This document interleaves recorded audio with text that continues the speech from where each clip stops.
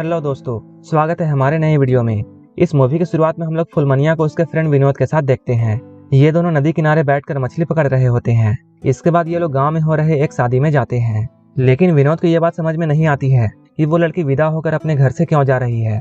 इसके बाद वो अपनी नानी से ये पूछने लगता है कि ऐसा क्यों होता है। इसके बाद उसकी नानी उसे बताने लगती है। वो विनोद से कहती है ये तो बहुत पुरानी परंपरा है, हर लड़की को अपना घर छोड़कर जाना पड़ता है। वो अपनी नानी से कहता है वो फुलमनिया को यहाँ से नहीं जाने देगा और उसे हमेशा अपने पास रखेगा।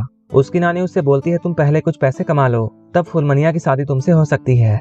इसके बाद विनोद पैसे कमाने के लिए शहर की तरफ जाने लगता है और उसकी आंखों में सिर्फ एक ही सपना था कि वो फुलमनिया से शादी करना चाहता था। जब फुलमनिया को उसके शहर जाने के बारे में पता चलता है, तब फुलमनिया भागते हुए उसके पास जाती है और वो विनोद से पूछती है तुम इस गाँव को छोड़कर क्यों जा रहे हो।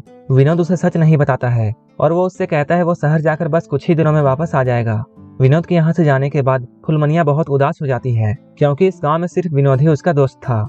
धीरे धीरे जब समय गुजरता है, तब फुलमनिया की शादी होने लगती है, लेकिन उसी दिन विनोद शहर से वापस आ जाता है। फुलमनिया अपने हल्दी की रस्म छोड़कर विनोद से मिलने के लिए जाती है। विनोद उसकी शादी के बारे में जानकर हैरान रह जाता है। विनोद उससे बोलता है वो तो उससे शादी करने वाला था और इसलिए वो शहर पैसे कमाने के लिए गया था। ये सुनकर फुलमनिया उससे बोलती है ये सब उसने पहले क्यों नहीं बताया, अगर ये बात वो उसे पहले बता देता तब वो सिर्फ उसी से शादी करती। तभी विनोद की नानी यहाँ पर आती है और वो विनोद से कहती है अब काफी देर हो चुकी है और अब तुम्हें फुलमनिया को भूलना होगा। इसके बाद फुलमनिया शादी करके ससुराल चली जाती है। रात को दूल्हे की दो बहनें फुलमनिया के पास आती है और उससे बातें करने लगती हैं, इसलिए ये लोग सुहागरात नहीं मना पाते हैं।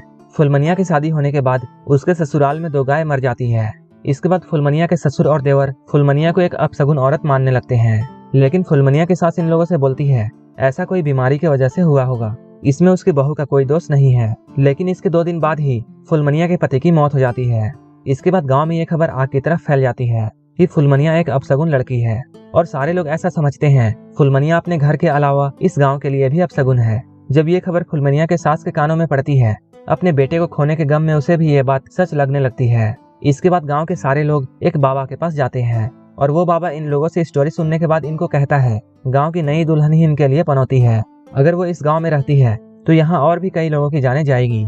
ये सुनते ही गांव के सारे लोग फुलमनिया को दौड़ा दौड़ा कर मारने लगते हैं और उसके सारे कपड़े फाड़कर उसे गांव से बाहर निकालने लगते हैं।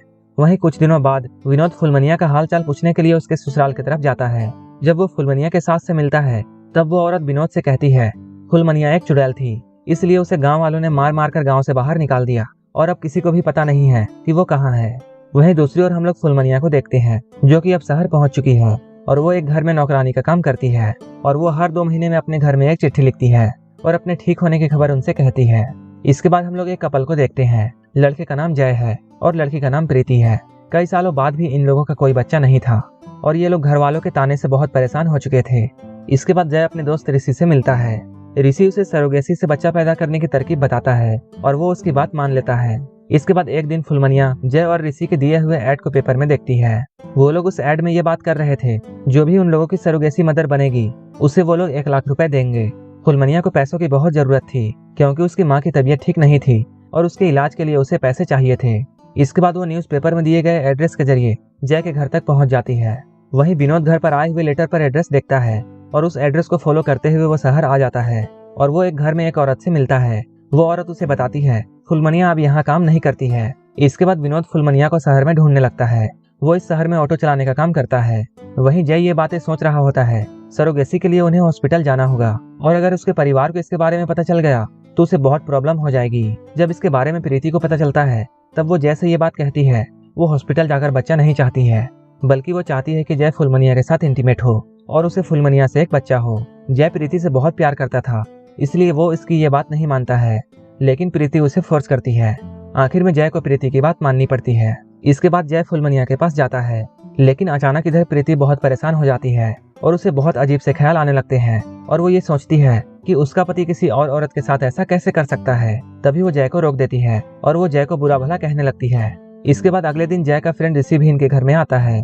रात में फिर से प्रीति जय को फुलमनिया के पास भेजती है, लेकिन जब वो खिड़की से उन दोनों को इंटीमेट होते हुए देखती है, तब उसे बहुत बुरा लगता है और उसके दिल में बहुत बुरे ख्याल आने लगते हैं और वो इसके लिए खुद को दोषी मानती है और अब वो अपनी जान लेना चाहती है। लेकिन ऋषि भी यहाँ रुका होता है और वो प्रीति को ऐसा करने से रोकता है और उसे समझाता है। इसी बीच जोरों की बारिश शुरू हो जाती है और जोर से बिजली कड़कने लगती है। प्रीति को अचानक बहुत डर लगता है और वो ऋषि के गले लग जाती है। ये लोग भी बहुत रोमांटिक हो जाते हैं और इंटीमेट हो जाते हैं। जब सुबह होती है तब प्रीति रात के बारे में सोचकर बहुत रोती है।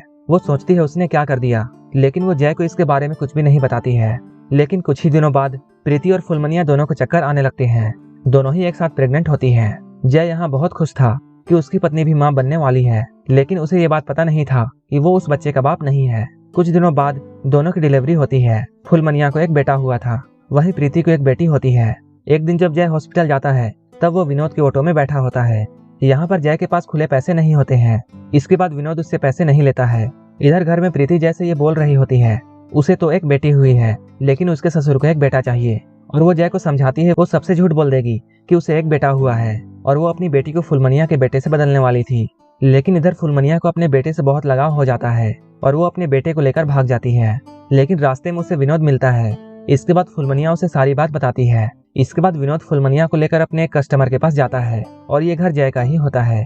लेकिन अब यहाँ जय के माता पिता भी आ चुके थे। इसके बाद प्रीति जल्दी से फुलमनिया के पास जाती है और उससे उसके बेटे को छीन कर ये बोलती है ये उसका बेटा है। लेकिन फुलमनिया उससे बोलती है नहीं, ये बच्चा तो मेरा है। ये सब सुनकर जय के पिता बहुत गुस्सा होते हैं और वो पूछते हैं इस बच्चे का पिता कौन है। ये सुनकर सारे लोग चुप हो जाते हैं। लेकिन तभी विनोद बोलता है वो उस बच्चे का पिता है।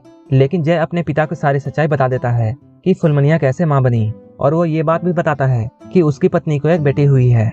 वो इन सब के लिए अपने पिता को ब्लेम करता है क्योंकि इन्हीं लोगों ने जय और प्रीति को ताने मार मार कर परेशान कर रखा था, इसलिए उन्हें ये कदम उठाना पड़ा। ये बात सुनकर जय के पिता को समझ में आ जाती है और अब वो अपनी बेटी को अपना लेते हैं। इसके बाद फुलमनिया अपने गांव में वापस जाती है। इधर हम लोग देखते हैं जिस ढोंगी बाबा ने फुलमनिया के बारे में अफवाह फैलाई थी, गांव वाले उसे मारकर भगा देते हैं। इसी बाबा ने फुलमनिया के बारे में अंधविश्वास फैलाया था कि फुलमनिया एक चुड़ैल है। लेकिन अब गांव वालों की आंखें खुल चुकी हैं और ये सारे लोग अंधविश्वास से बाहर आ चुके हैं और फुलमनिया अपने बच्चे के साथ अपने गांव में बहुत खुश है। और यहीं पर यह मूवी खत्म हो जाती है।